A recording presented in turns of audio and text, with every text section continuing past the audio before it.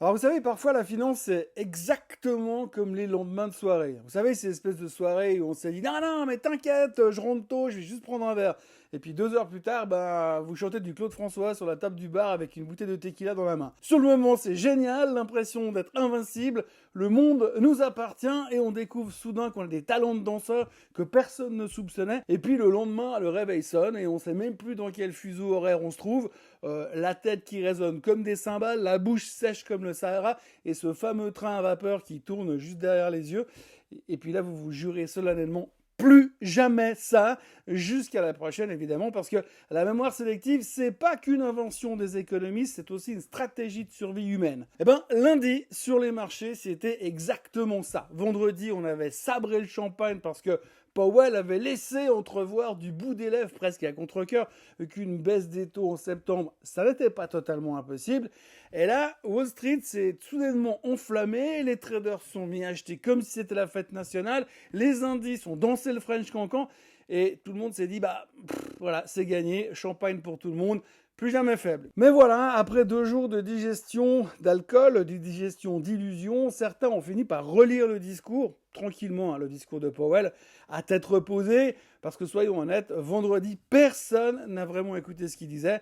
On a juste entendu ce qu'on voulait entendre, c'est-à-dire baisse des taux, le reste. Évidemment, on a un petit peu zappé. Alors hier matin, c'était le réveil brutal, la gueule de bois collective. Ah oui, mais en fait, il y a encore pas mal d'obstacles et de loups sur la route avant le 17 septembre. Et là, forcément, on a eu ce petit goût amer au fond de la gorge, ce mélange de regrets et de remords. Regret de s'être enflammé trop vite, remords d'avoir couru derrière le marché sans vraie raison et sans vraie conviction. Bref, lundi, c'était un lundi type gueule de bois. Bienvenue dans ce Morning Bull Live, je suis Thomas Veillet et nous sommes le 26 août 2025 et si vous ne le savez pas, demain soir, c'est Nvidia Day.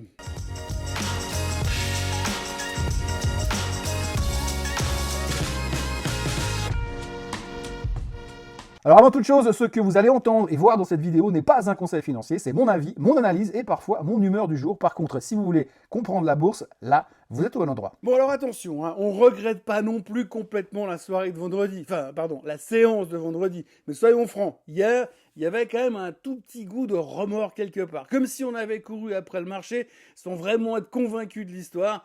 Oui, Powell a été plus colombe que faucon, mais franchement, j'ai connu des colombes vachement plus inspirées. Ce qu'il faut surtout retenir, c'est qu'en principe, et j'insiste sur le mot en principe, les taux devraient baisser en septembre. En principe, parce qu'avant ça, il reste un obstacle majeur. Déjà, le chiffre du PCE de vendredi, attendu à 2,6% sur un an, stable par rapport à juin. Mais attention, le corps PCE, celui qui enlève la bouffe et l'essence, pour mesurer la tendance de fond, lui serait en train de grimper à 2,9%. Et ça, c'est la boussole de Powell. Concrètement, si ça sort à 2,9%, ou plus, les 85% d'optimistes qui allument des cierges pour une baisse des taux vont vite devoir ranger l'encens et passer au sacrifice vaudou en espérant sauver les meubles. Du coup, hier, tout le monde a levé le pied, on s'est dit, finalement, Powell a peut-être parlé trop vite et nous, on a peut-être entendu ce qu'on avait trop envie d'entendre. Oui, parce qu'en réalité, il faut quand même bien le dire, Powell n'a rien garanti du tout, absolument rien. Pire, si on lit entre les lignes, n'importe quelle stat économique d'ici le 17 septembre peut nous faire basculer du côté des faucons. On appelle ça un hangover trade. Le vendredi, t'as l'euphorie, le lundi, c'est retour brutal à la réalité. Et pour rajouter une petite tension dramatique, demain soir après la clôture, c'est Nvidia qui publie ses résultats. Oui, Nvidia, l'action qui peut faire bouger le S&P 500 comme une boule de flipper.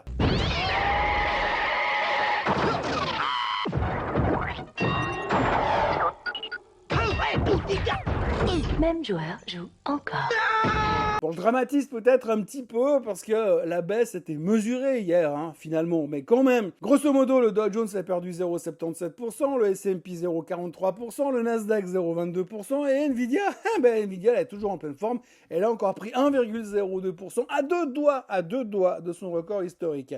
Intel, de son côté, a reculé après l'annonce officielle et définitive comme quoi les États-Unis vont prendre une participation dans la société. Alors oui, vous avez bien entendu, l'État devient actionnaire. Ça sent un petit peu la soviétisation de la techno et en général, quand ça devient politique dans les marchés, ça finit jamais très très bien. Parce que c'est pas non plus des monstres experts. Enfin, sinon la dette américaine ne serait pas à 38 000 milliards non plus. Et puis côté corporate, eh bien sûr, on en a parlé hier, Keurig Dr Pepper qui s'est pris 11,5% dans les dents après avoir lâché 18,4 milliards cash pour acheter GDE Peets. Comme quoi, le café à 8 balles au Starbucks, finalement, c'est pas si cher. Voilà, hier, c'était une séance de marché avec un parfum de lendemain de fête, la tête qui bourdonne, l'estomac fragile et cette petite voix intérieure qui dit « la prochaine fois, vas-y tranquille ». Et puis alors en Europe, c'était un peu la même ambiance, en un tout petit peu plus morose. Le stock 600 perdait 0,4%, le DAX pareil, et le CAC 40 décrochait carrément de 1,6%. Alors Paris, c'était un peu la lanterne rouge du continent parce que notre génialissime François Bayrou a décidé de mettre son gouvernement au vote de confiance le 8 septembre. Alors, est-ce qu'il aura la confiance de ses potes politiciens? Ça, on n'en sait foutrement rien. Mais une chose est certaine, du côté des investisseurs, c'est mezzo le côté confiance. C'est pas le mot qui figure tout en haut de la liste. Il faut dire que le budget pondu, c'est pas non plus la lecture la plus sexy pour le français moyen. Surtout quand le Premier ministre vient t'expliquer que toi, citoyen lambda, tu vas devoir serrer la ceinture pour réparer les d'une bande de qui ont dépensé plus qu'ils ne gagnaient, pendant que leur économiste en chef écrivait des bouquins classés X, forcément la pilule passe moyennement bien. Du coup, note à moi-même, le 10 septembre, évitez de partir faire du shopping à Paris, et si j'étais Bayrou, j'en profiterais pour faire mes cartons. Dans le reste du marché, pression maximale sur l'éolien aussi, parce que Ørsted a perdu 16% après que Trump ait suspendu, sans surprise, son projet offshore aux USA. Message subliminal made in Donald Trump, l'énergie verte ne passera pas par moi. Derrière, Vestas, Siemens Energy et consorts sont tous fait démonter dans la bonne nouvelle. Heureusement, il y a eu quelques rescapés, puisque par exemple, on a Puma qui a bondi de 16%, et Puma qui a bondi, j'avoue, c'est facile, grâce à la famille Pinault qui envisage de céder leur participation et GDE Peets qui lui a pris 17% puisque Keurig Dr Pepper est passé à la caisse. Ça, on en a déjà parlé il y a 30 secondes. Bref, l'Europe a ses propres casseroles, ses propres démons, mais si vous rajoutez par-dessus les angoisses de Wall Street sur les taux et le stress autour de Nvidia, ça n'aide pas à se mettre dans l'ambiance euphorie du lundi matin. L'Europe a donc fait la gueule, la France boudait, l'éolien prend l'eau, la semaine ne démarre pas exactement sur des chapeaux de roue en Europe, ni aux États-Unis d'ailleurs, en gros nulle part sur les marchés actions. Du côté du baril, on est en mode pas de deal, pas de paix, mais le baril qui grimpe. En effet, la guerre s'enlise, les négociations patinent, Moscou dit qu'aucune rencontre n'est prévue. Résultat, le pétrole remonte, on reparle même de sanctions américaines sur le brut russe. Le WTI ce matin se traite à 64,45. Et pendant que les marchés piquaient du nez tranquillement, Trump a dégainé un nouvel épisode de sa série préférée, la Maison Blanche contre la Fed. Il a donc annoncé qu'il virait Lisa Cook, gouverneur de la Fed, première femme afro-américaine à siéger au board. Visiblement, il prend très à cœur son métier de DRH. La version officielle, fraude hypothécaire. Elle aurait déclaré 2 résidences principales, ce qui est strictement illégal. La version officieuse, Trump, il a juste sauté sur l'occasion pour caser un de ses nouveaux pions à la Fed. Comme il l'a déjà fait avec Miran, Powell, lui, commence à se sentir un tout petit peu seul pour les derniers mois qui lui restent à passer à la tête de la Réserve fédérale. Sauf que, petit geek quand même, un président peut virer un gouverneur pour faute grave, mais la Fed n'est pas vraiment une agence lambda, c'est pas le BLS, et là on part clairement pour un bras de fer juridique qui pourrait durer et qui pourrait finir devant la Cour suprême, donc on n'a pas encore vraiment la vision de ce que sera comme conséquence sur la Fed. Lisa Cook n'a aucune intention de se laisser faire, et Elizabeth Warren la soutient et a déjà sorti le lance-flamme en estimant que Trump était un putschiste monétaire. Je ne sais pas ce que ça veut dire exactement, mais c'est un putschiste monétaire. Du côté des marchés, l'annonce n'a quasiment rien fait bouger, une légère faiblesse du dollar et une courbe des taux qui se pontifie un poil, mais vraiment pas de panique. Et comme souvent avec Trump, c'est du bruit à court terme. Le problème, c'est que tout ce bruit-là, il s'accumule et puis des fois, ça finit pas très très bien. Non, parce que en fait, environ Cook, il essaie clairement de grignoter encore un peu plus de pouvoir à la Fed. Et la fin de l'indépendance de la Fed, c'est pas trop un truc qu'on a envie de se coltiner durant l'automne. Elon Musk, lui, il continue son show. Cette fois, il balance 2 procès en même temps. Un contre Apple, un contre OpenAI. Motif, monopole et entrave à la concurrence. En gros, il accuse Apple de favoriser ChatGPT dans l'App Store, c'est pas nouveau, ce qui bloque son propre bébé XAI et son chatbot Grok. Résultat, Tesla gagne 1,9%, Apple bouge à peine et OpenAI répond que c'est du harcèlement et qu'ils ont, je cite, d'autres chats à fouetter. De toute façon, ils s'en foutent, ils sont pas cotés. Voilà, quand Musk ne construit pas des fusées, il construit des procès et des partis politiques bricolés. Autrement, Mercedes veut vendre sa participation dans Nissan.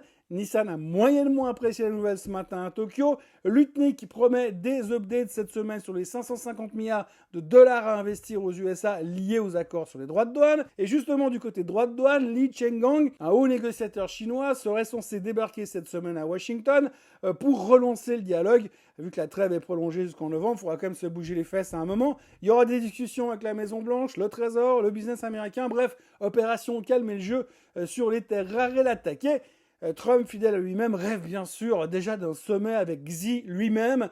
Il parle même d'un voyage en Chine, parce qu'entre deux menaces de tarifs douaniers, il adore promettre des grandes relations type best friend forever. Et entre le baril qui chauffe, Trump qui vire Cook, Musk qui dégaine ses procès et la Chine qui prépare son voyage diplomatique, on a eu droit à une séance de marché digne d'une saison complète de House of Cards. Nous sommes donc mardi et franchement, tout le monde s'en fout du mardi parce qu'en fait, les yeux sont déjà rivés sur demain soir. Pourquoi demain soir? Parce que demain soir, c'est les résultats de Nvidia qui vont tomber. On les attend depuis avril dernier au moins, et là c'est très très simple. Soit ça rassure tout le monde, et le marché repart comme un feu d'artifice, soit ça déçoit tout le monde, et tout le château de cartes pourrait s'écrouler. Rappel, Nvidia, c'est 8% du S&P 500. Autrement dit, si Nvidia éternue, Wall Street, c'est plus un rhume qui chope, c'est beaucoup plus grave que ça. Alors évidemment, les investisseurs, eh bien, ils sont un tout petit peu tétanisés, et ça se ressentait aussi dans la séance d'hier. On pourrait d'ailleurs presque oser le mot tabou de bulle spéculative, mais chut, parce que ça ne se dit pas. Bulle spéculative sur l'IA, c'est très très mal vu. On ne peut pas le dire, c'est limite illégal. C'est un peu comme critiquer, je sais pas, la baguette en France, la fondue en Suisse. C'est très très mal vu. L'IA, c'est censé nous rendre tous très très très riches.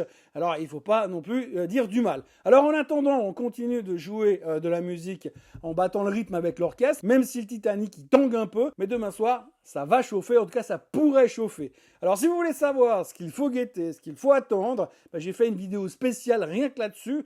Vous avez le lien en commentaire là-dessous. L'image de la vidéo, c'est celle-ci tout en vert. Et mercredi soir, vers minuit, rebelote, je vous débrieferai les chiffres du géant de l'IA en vidéo avec un morning bull noctambule. Alors si vous voulez ne rien rater du show et lumière de Nvidia, abonnez-vous, activez la cloche, likez, partagez, commentez et revenez le plus souvent possible. En attendant, méditez bien sur Nvidia, prenez des notes, soyez prêts pour demain soir, respirez un grand coup et à demain.